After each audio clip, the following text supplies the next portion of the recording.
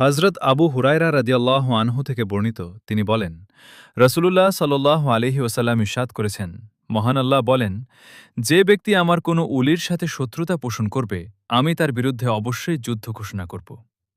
আমি যা কিছু আমার বান্দার উপর ফরজ করে দিয়েছি, তা দ্বারা কোনো বান্দা আমার নৈকট্য লাভ করতে পারবে না, বরং বান্দা সর্বদা নফল এবাদত দ্বারাই আমার নৈকট্য লাভে সক্ষম হবে।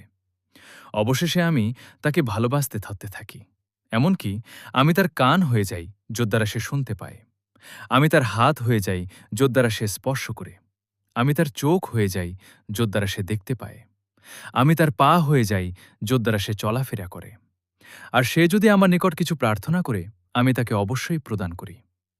আমি যা করতে চাই তা করতে কোনো দ্বিধা সংকোচ করি না, যতটা দ্বিধা সংকোচ করি একজন মোমেনের জীবন সম্পর্কে।